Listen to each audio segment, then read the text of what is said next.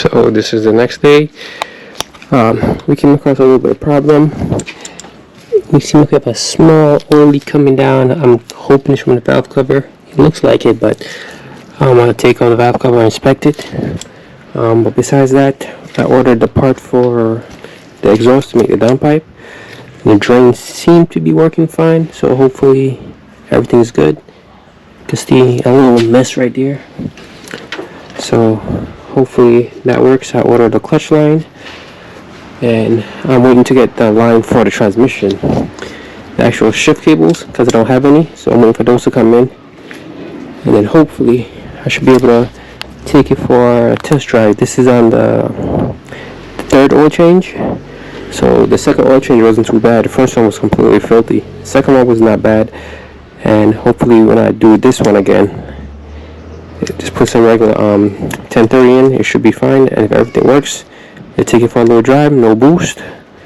And hopefully, everything goes smoothly. And if that's good, then I can start working on the exhaust. And then I can start doing the intercooler piping.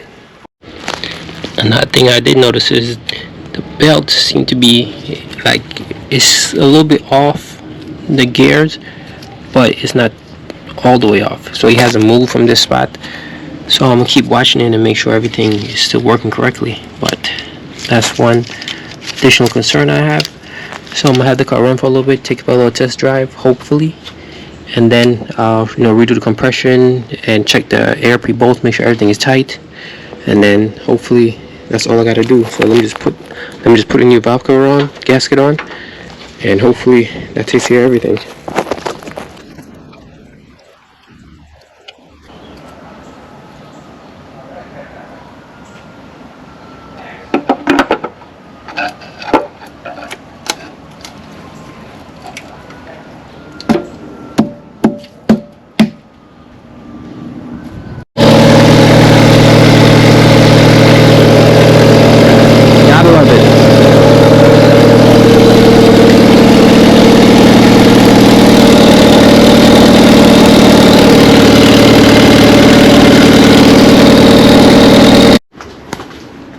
So I know it's not the cleanest, but it did come a long way. So once I'm able to run it, drive it, test it out a little bit, then I'll be able to start working on improving it.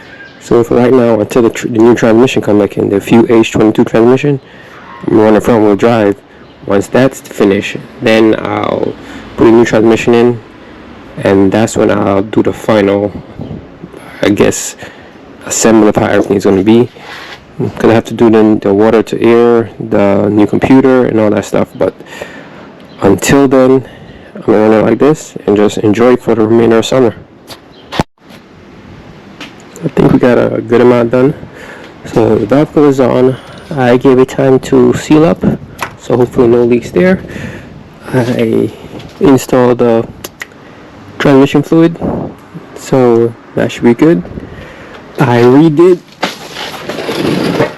the drain right here again, because this one up here was leaking a little bit, so I had to redo it. I put a new gasket on for the drain, put tape over here also, and I reclocked the turbo to come down here.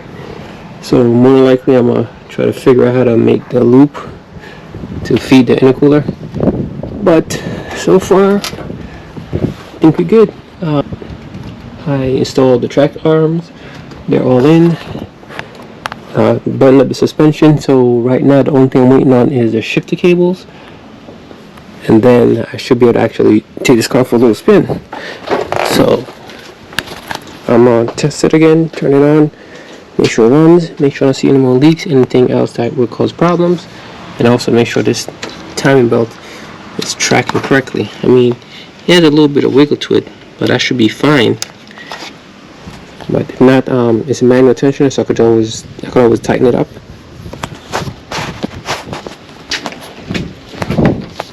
I'm gonna start on working on the fuse box, so I can at least fix that issue. Let me show you what was wrong with it.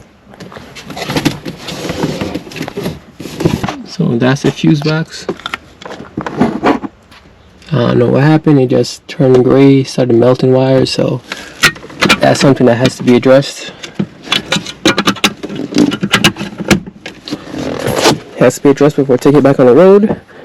And I have to do the coolant fan, and I think once that's done, that should be majority of the work for this vehicle.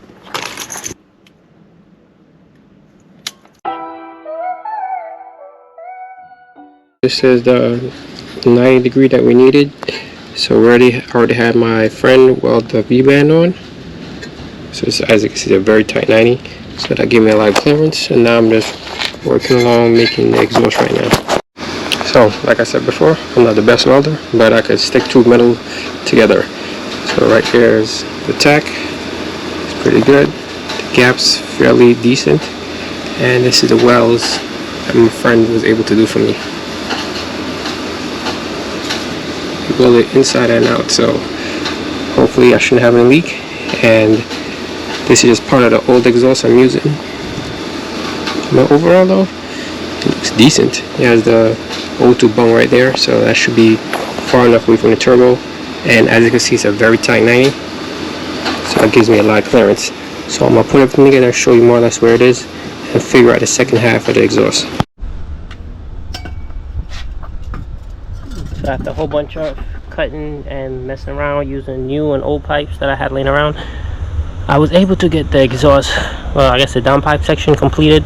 I'm gonna have to fight to fill this weld right there. I'm just gonna weld down here and then see if I could probably bend this one in, because the tack broke, so it had an opening. But more or less, this is it. I have the O2 section in. It's not the prettiest, but it works. If anything, like I said, in the future, I'll just chain cut off right here, or even down here, and just space it out for the new turbo. Because in here it looks great, and we all know that's not my welding. But yeah, I think it doesn't look too bad, and it's gonna be wrapped up anyway. So, but it came a long way. At least now I had the metal sticking together. Before, I wasn't even doing that. So this is a completed downpipe section. This is my welds, so they're not the greatest, but they're sticking together. I'm still trying to figure out how to improve, but I mean, this part is got a little better. Still look like crap though, but overall, hopefully everything fits. I'm pretty shocked. The welds didn't warp much. Actually, didn't look like warp, so everything's actually sits flush. It's not even clamped on. So that's pretty impressive. I'm happy about that.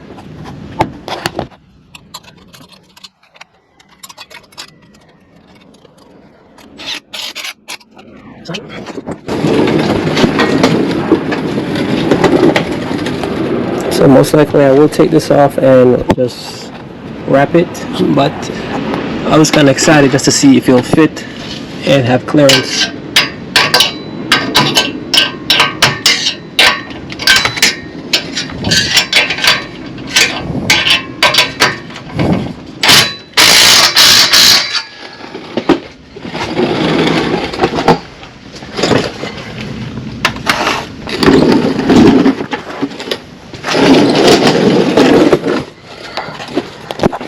Still have clearance from the oil pan.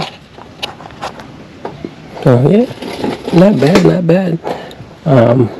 Obviously once the drive shaft is back in, this may have to change again, but for right now, front wheel drive, it should not be a problem.